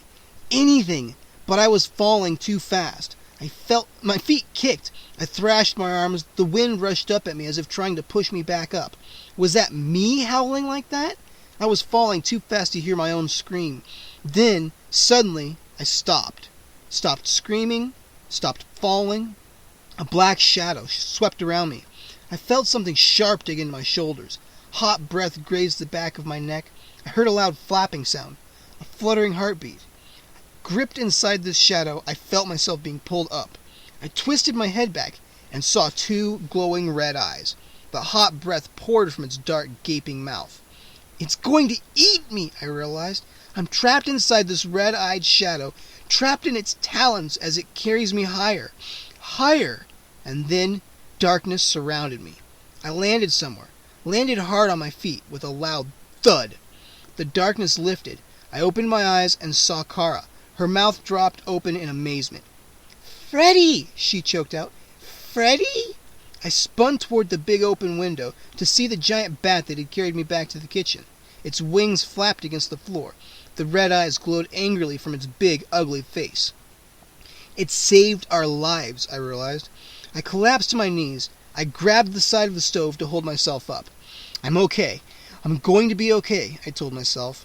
I raised my eyes to the enormous bat. It started to shrink. It tucked itself inside its black wings, wrapped the wings around its body. The wings melted into a cape. A purple cape. And as the cape swept back, Count Nightwing appeared. "You made a serious mistake, young man," he scolded sternly. His strange silver eyes burned angrily into mine. "Did you think you could fly?" he demanded with a sneer. "You are not ready to fly. Yet." I was still shaking too hard to speak. "When I turn you into a vampire, you can fly every night," Count Nightwing snarled. He lowered his face close to mine.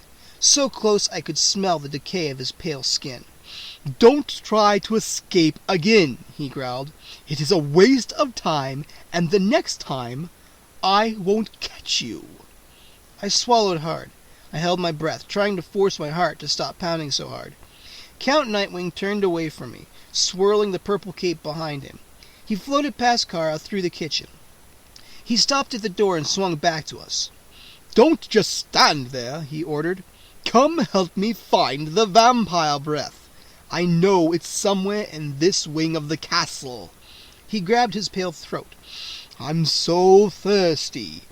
So thirsty." His silvery eyes locked on Cara, then on me. "I must remember where I hid my fangs. Hurry, help find the vampire breath. It's somewhere nearby. I'm certain of it." Cara and I had no choice. He stood at the doorway waiting for us to follow him. Holding onto the stove, I pulled myself to my feet. Then I followed Cara through the kitchen to the hall. "Perhaps I hid the bottle in the royal guest room," Count Nightwing said, talking to himself. He pushed open a door and vanished inside the room. Cara and I kept walking. The hallways appeared to stretch on for miles ahead of us. Door after door after door. And this was only one wing of the old vampire's castle. "Are you okay?" Cara asked, studying me as we walked. "You still look kind of shaky." "I am kind of shaky," I confessed. "After all, I fell off a cliff." Cara shook her head. "It isn't going to be easy to escape." "We can't escape," I replied. "The castle was built up here on top of the cliff to keep anyone from escaping." She brushed a strand of black hair from her eyes. "We can't give up, Freddy. We have to keep trying. As soon as he finds his fangs, he's going to turn us into vampires." "That's why my first plan is the best," I insisted. "We have to find the bottle of vampire breath before he does. Maybe we'll get lucky. Maybe we'll find it first." "But what will we do with it once we have it?" Cara demanded. "Mainly keep it from him," I declared. I pulled her into the next room. We both gasped when we saw the coffins. Dozens of them, all lined up perfectly in 4 rows, the length of the room, all open. "Another vampire bedroom!" Cara cried. She shivered. "It's so creepy, Freddy. Look how many there are." "The vampires are all out somewhere, swooping around searching for blood to drink," I said. "But soon they'll be flying home, and when they see us..." Cara gulped. "We'll be their dessert." Maybe we should search for the vampire breath in another room," I suggested. "Somewhere away from these coffins." But then my eye fell on something. A coffin against the wall. A closed coffin. "Cara, look at that," I whispered, pointing. "All the other coffins were left open. That's the only one with a closed lid. Do you think..." Cara squinted at the closed coffin. "Weird," she murmured. "Very weird."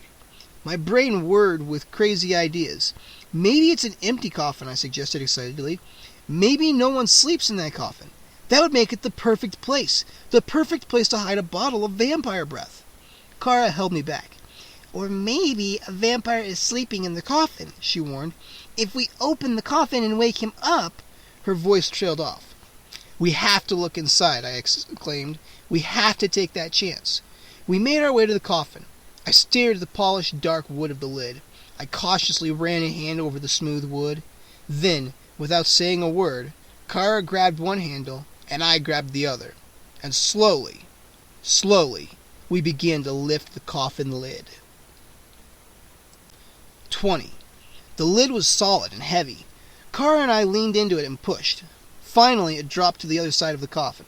I turned to the door to make sure Count Nightwing hadn't heard. No sign of him. I pulled myself up straight and peered into the open coffin. The inside was covered with dark green felt. It reminded me of the pool table in our basement. I sighed. I wondered if I'd ever see my basement again. "It's empty," Cara murmured sadly. "Just an empty coffin." "We've got to keep searching," I said. I started to back away from the coffin when I saw the pocket. A green pocket in the side of the coffin, like the pockets in the sides of a suitcase. It bulged out a little from the side. "Whoa! Hold on a minute," I told Cara. She was already halfway to the door. I reached into the pocket and pulled out a blue glass bottle. "Cara, look!" I cried. I forgot that we didn't want Count Nightwing to hear us. "I found it! The vampire breath!" A smile broke out over Cara's face. Her dark eyes flashed with excitement. "Excellent!" she exclaimed. "Excellent! Now we've got to hide it from Count Nightwing, somewhere he'll never find it." I held the bottle up close to my face and studied it. "Maybe we should open it and pour it all out," I said. Cara rushed up beside me. She took the bottle from my hand. "When we opened it before, it took us back in time," she said excitedly. "Maybe if we opened it now, it will take us forward in time," I finished her thought for her. "Yes, Count Nightwing said it can be used for time travel. Maybe if we open it and think real hard about where we want to go, it will take us home to my basement." We both stared at the blue bottle. Should we hide it and keep it away from the old vampire to stop him from getting back his fangs? Or should we open it up and hope that the smelly mist would carry us home? Cara gripped the bottle tightly in one hand. She raised her other hand to the glass stopper on the top. She started to pull it open, then stopped. We stared at each other. We didn't speak. "Go ahead! Do it!" I whispered. Cara nodded in agreement. She squeezed the stopper again and started to pull. But she stopped once again and gasped. Out of the corner of my eye, I saw something move. I heard a soft footstep, and I realized that we were no longer alone. 21. I spun around, expecting to find Count Nightwing. "Oh!" I cried out when a girl stepped out of the shadows. Her pale blue eyes were wide with shock. I think she was as surprised to see us as we were to see her. As she stepped toward us, I saw that she had ringlets of blonde curls that fell past her shoulders. She wore a gray jumper, very long and old-fashioned, with a white blouse underneath.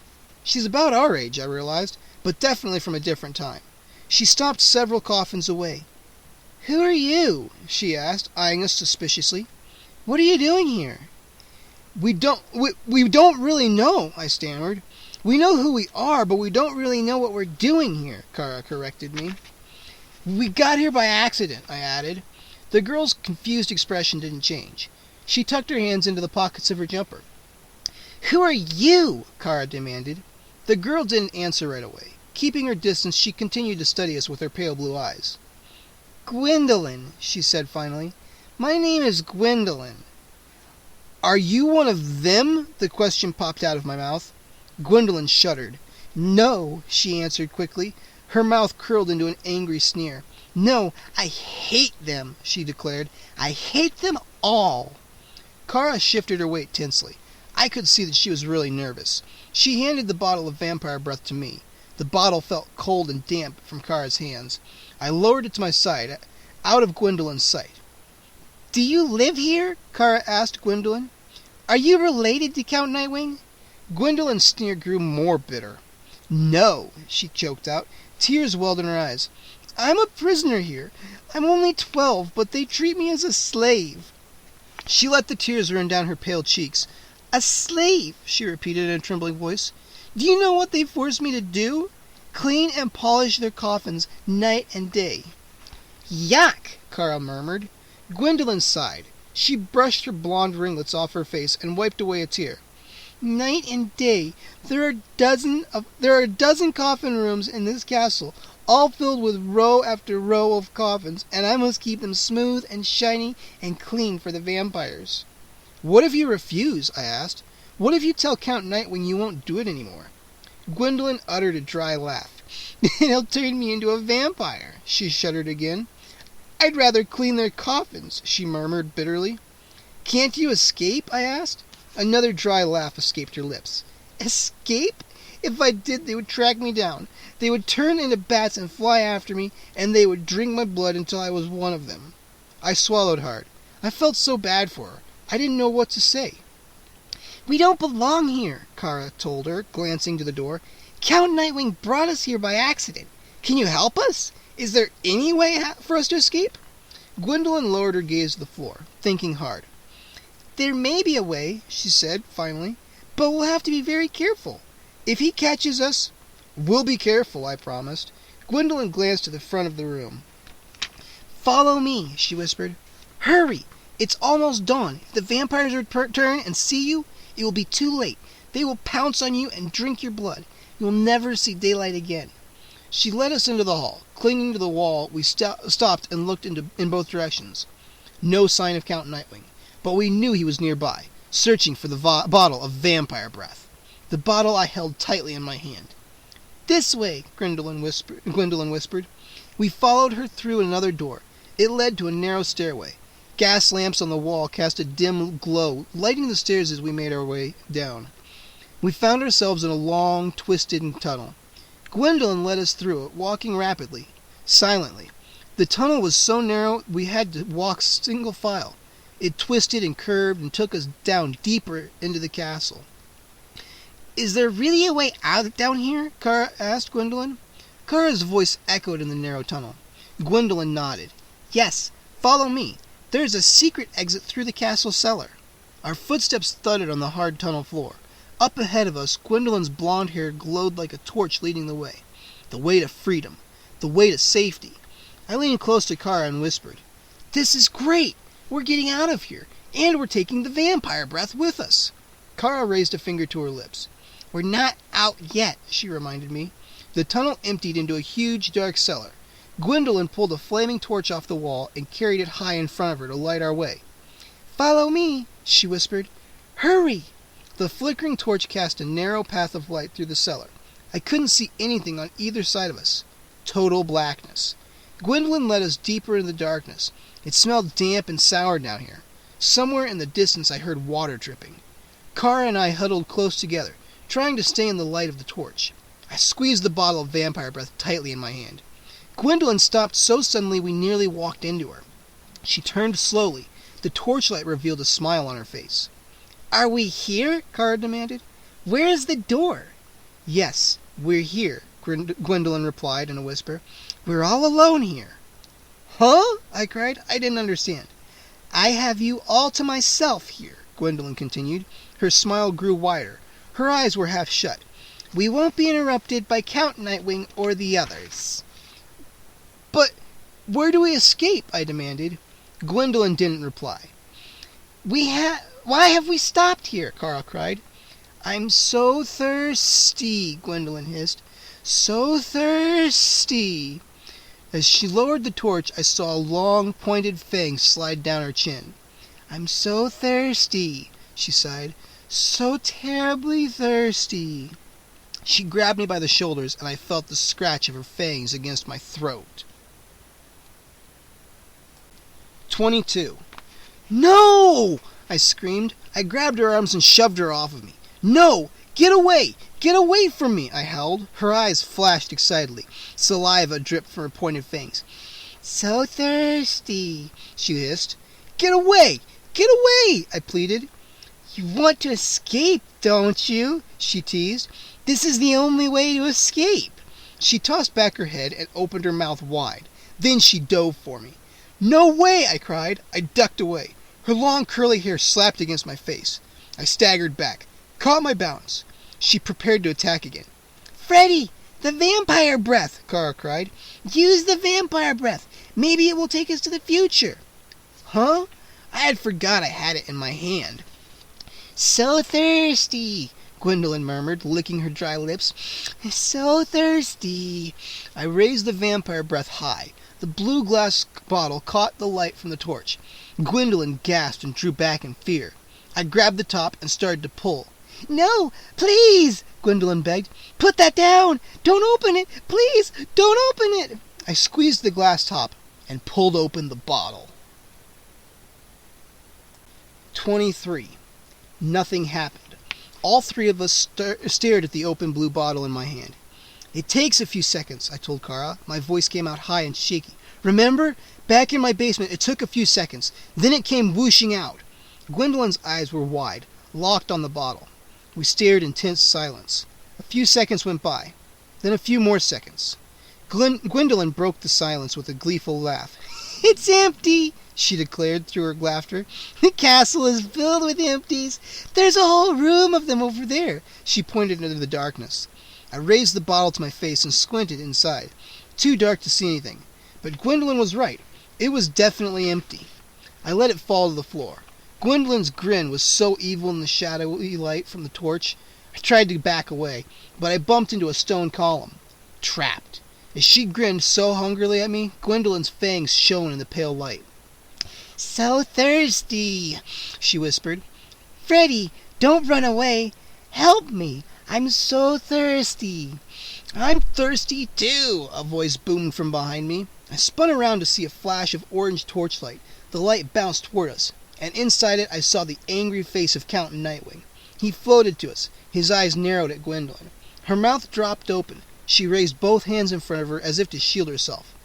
"Gwendolyn, what are you doing down here with my prisoners?" Count Nightwing demanded angrily. He didn't give her a chance to reply. He floated up off the floor, floated over her.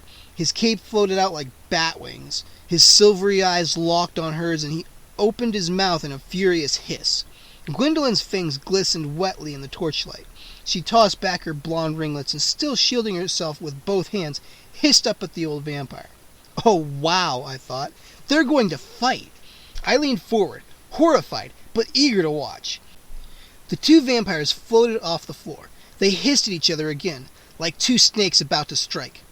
"Freddy, come on," Cara whispered. She grabbed my arm and pulled. "This is our chance." Cara was right. While the two vampires hissed at each other, we had to try to get away. My heart pounding, I grabbed Gwendolyn's torch off the floor and darted after Cara. We ran blindly through the dark basement. "There's got to be a way out, I repeated to myself. There's got to be a way to escape. Finally, I saw an open door. Cara and I burst through the door. I glanced back. I saw Count Nightwing floating high off the floor. His cape swirled behind him. Gwendolyn hissed up at him weakly from the cellar floor.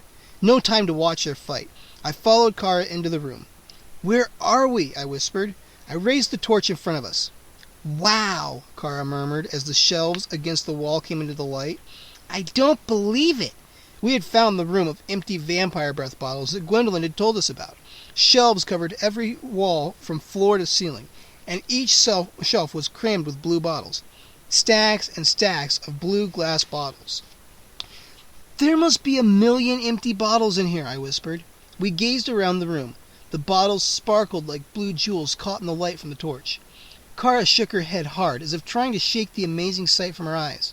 She turned to me, her expression solemn. "This isn't helping us escape," she whispered. "Escape?" A hoarse voice rasped from the doorway. Count Nightwing moved quickly into the room. "There is no need to talk of escape," he said, narrowing his strange silver eyes at Cara, then at me. "For there is no escape from Count Nightwing's castle." He raised his cape and floated off the floor. "What are you going to do?" I stammered. He tossed back his bald head and uttered a frightening hiss. I felt myself pushed back deeper into the room. He was using some kind of force, some kind of ancient power.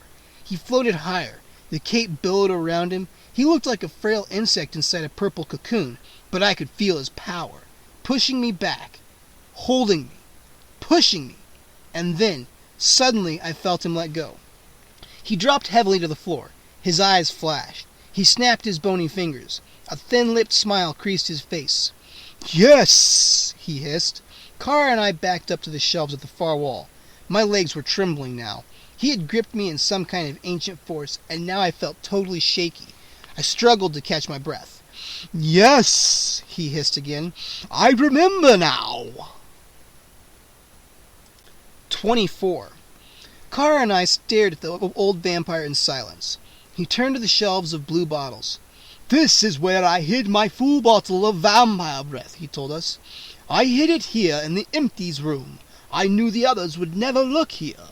As he smiled, I could see his gums soft and smooth inside the dry-lipped mouth.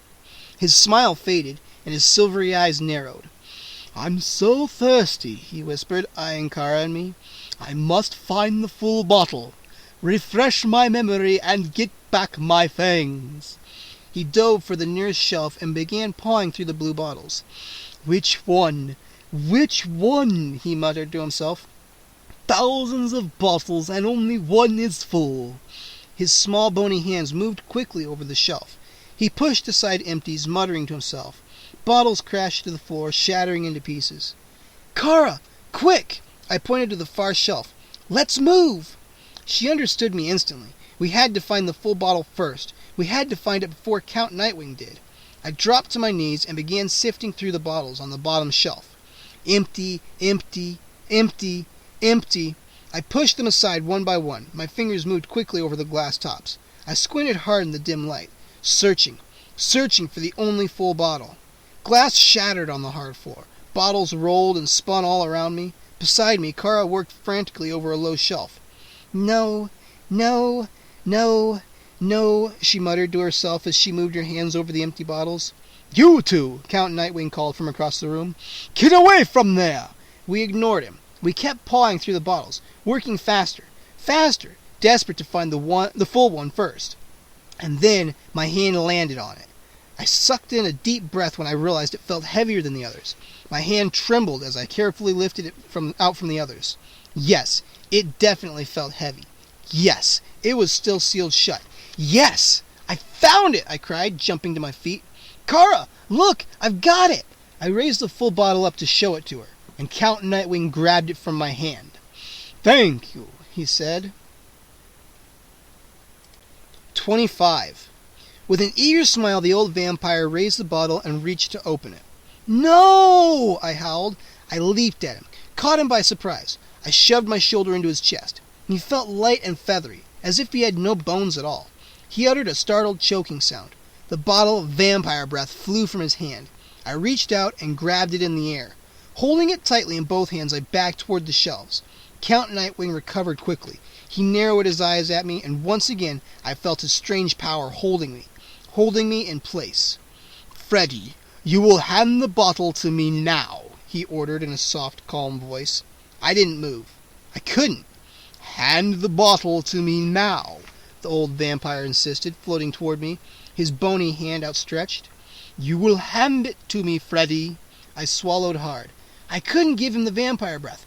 I knew that Cara and I were doomed if Count Nightwing opened it. But I couldn't move. He had frozen me there. I was helpless. "Hand it to me," he insisted. He reached for the bottle. "Monkey in the middle," I heard Cara call. She seemed far away, and at first her words didn't make any sense to me. "Monkey in the middle," she called again. This time I understood. I sucked in a deep breath. It took all my strength to move my arm. Count Nightwing swiped at the bottle. His bony fingertips brushed against it, but I tossed the bottle high over his shoulder. Cara grabbed it, fumbled it into the air, and then grabbed it. "The catch of the day!" she cried. With an angry groan, Count Nightwing spun around. "Give that to me!" he rasped. He dove toward Cara. She pulled her arm back and heaved the bottle to me, a low toss which zipped past the old vampire's knees. I caught it at my shoelaces. Count Nightwing whirled back to me. His strange eyes narrowed in fury. "I want that bottle!" he snarled. I tossed it high over his head. Cara caught it in one hand. When we babysat for Tyler Brown, Cara and I played monkey in the middle all the time. That little shrimp could never take the ball away from us. We could keep him running back and forth for hours. But I knew Count Nightwing would soon run out of patience. There was no way Cara and I could win this game. What else could we do? The old vampire dove for Cara, his hands outstretched, his cape flying. Cara tossed, off balance. I stretched for the bottle, but it sailed past my open hand and crashed into a shelf. Bottles toppled and broke. Count Nightwing flew to the shelf. He grabbed blindly at the bottles, but I got there first. I picked up the bottle and tossed it to Cara. "No!" Count Nightwing rasped. "Enough!" He hurled toward Cara. She tossed the bottle to me, a high throw, over the old vampire's head. I raised my hands to catch it, but to my surprise, Count Nightwing flew straight up and caught the bottle in both hands. As he sailed slowly back to the floor, a pleased smile spread over his face. "I win," he said softly, his eyes flashing. "I win. It helps to be able to fly." He raised the bottle in front of him. "No, don't!" I begged. His smile grew even wider. He reached out and pulled the top off the bottle. 26. All three of us froze and stared at the open bottle in Count Nightwing's hand. "No," Cara murmured. "No, please." A few seconds passed. A few more seconds. "Nothing is happening," Count Nightwing whispered. His smile faded. He raised the bottle to his face and tilted it to see inside. Beneath the purple cape, his slender shoulders slumped. He sighed a long, dry sigh. "Empty," he said. "This bottle is empty too." Cara and I exchanged glances. I suddenly knew what had happened. In my wild scramble to pick up the bottle, I had grabbed the wrong one off the shelf. Sure enough, I turned to the shelf and spotted the full bottle right in front of me. "I have it!" I cried. I picked it up carefully from the shelf. "I have it!" The old vampire let out a furious growl. He leapt at me. "Cara, catch!" I screamed. I heaved the bottle to her, but Count Nightwing swung his arm. His hand slapped the bottle in midair. "Oh!" I gasped as the bottle sailed into the wall. It bounced off, crashed to the floor, cracked open, and the sour, dark mist poured up into the room. "We've lost," I murmured. "We're doomed." 27. I tried to hold my breath, but it didn't help. The foul odor of the rising fog seemed to seep into my skin. Across the room I saw Cara cup a hand tightly over her nose and mouth. Her dark eyes grew wide in fright. She waved her other hand frantically, trying to fan the smelly fog away from her. I choked on it. My eyes started to burn. I closed them, felt hot tears seep down my cheeks. When I opened my eyes, I couldn't see Cara anymore. The fog had grown too thick. I could see Count Nightwing's purple cape dark inside the mist. Then it disappeared too. And I was alone. Alone inside a thick, billowing cloud. I dropped to my knees, covered my face with both hands. I tried not to breathe. I could taste the foul mist inside my tongue. on my tongue. How long did I kneel there? I'm not sure. But when I finally opened my burning eyes, the fog was fading. Count Nightwing's purple cape came back into view as the mist lowered itself to the floor. And I saw Cara across the room, shielding her face with one arm. The fog continued to melt away. The room came back into focus, and I realized I was staring at an air hockey game. I blinked several times. A pool table stood in the center of the room. Pool table? Air hockey? Cara came running over to me, her dark eyes flashing with excitement. "We're back, Freddy!" she cried happily. "We're back in your basement!" "Yes!" I cheered, pumping both fists in the air. "Yes!" I staggered across the room and hugged the air hockey game. Then I kissed the wall. I actually kissed the wall. "We're back! We're back!" Cara chanted, jumping up and down. "The vampire breath, it brought us back to your house, Freddy!" "No!" I turned to see Count Nightwing toss back his head in a long, angry wail. He swirled his cape behind him, then clasped his hands into tight fists. "No! No! This can't be happening!" he cried hoarsely. Cara and I huddled together as the vampire advanced on us. "I don't want to be here," he declared. "I must go back. I must find my fangs. Without my fangs, I will not survive. I will perish." He rose up over us. His eyes burned angrily down at us. His dry lips quivered. He stretched out his cape as if to trap us inside it. "I must go back," he rasped. "Where is the vampire breath? Where is the blue bottle?"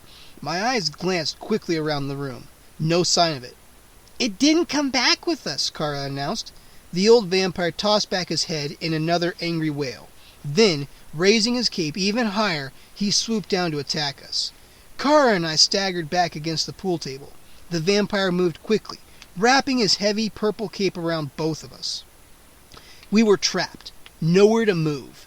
Then, suddenly, the cape slid off. Count Nightwing took a step back. His mouth dropped open in surprise. I followed his gaze and saw Mom and Dad hurrying into the basement. "Mom!" I cried. "Dad! Look out! He's a vampire! He's a real vampire!" 28. Count Nightwing squinted at my parents, his mouth still open in shock. He locked his stare on my mom. "Cynthia?" he cried. "Cynthia, what are you doing here?" Mom smiled at him. "Daddy, you finally woke up!" she exclaimed. "Huh?" Cara and I both gasped in shock. Mom rushed forward and threw her arms around the old vampire. She hugged him for a long time. "Daddy, you've been napping down here for at least 100 years, she said. "We didn't know whether to wake you or let you sleep." Dad came rushing over too, a big smile on his face. He rested a hand on my shoulder. "Did you meet our son Freddy?" he asked Count Nightwing. "This is Freddy, your grandson." "Grandson? Me? I'm the vampire's grandson?" Count Nightwing stared down at me, shaking his head. I could see that he was as confused as I was. "Cynthia?" he said to my mom. "Cynthia, my fangs! I've lost my fangs!" Mom slid her arm around the vampire's waist. "Daddy, your fangs aren't lost," she told him. "They're in the glass in the bathroom, right where you left them." "Here, over here," Dad said. He led the way to the little bathroom in the corner that we never use. A few seconds later, Count Nightwing stepped out, adjusting the fangs over his gums with both of his thumbs. "There, that's better," he said. "Now let's fly out of here. I'm so thirsty. It's been 100 years. Mom and Dad turned to me. "We'll be home soon," Dad said. "Make yourself a sandwich upstairs, okay? Make one for Cara, too." I stared back at him, unable to get over my shock. "But if you and Mom are vampires, am I a vampire too?" I asked in a trembling voice. "Of course," Mom replied. "But you're way too young to get your fangs, Freddy. You'll have to wait at least another 100 years. I wanted to ask a million more questions, but the three of them began to flap their arms, up and down. In seconds, they changed into bats and flew out of the basement window. I stared at the window for a long while, trying to calm down, trying to slow my racing heart. When I started to feel a little more normal, I turned to Cara. "Wow," she said, shaking her head. "Wow." "I don't believe it either," I replied softly. She grinned at me. I knew you were weird, Freddy, but I didn't know you were that weird. I wanted to laugh at that, but I was still too shocked to laugh or cry or scream or do anything. I turned away from Cara and counted to 20, trying to get myself together. It isn't easy to find out that you're a vampire. I really think Mom and Dad could have broken the news to me in a little better way. But I guess they didn't think it was any big deal. The door to the bathroom still stood open. I stepped inside.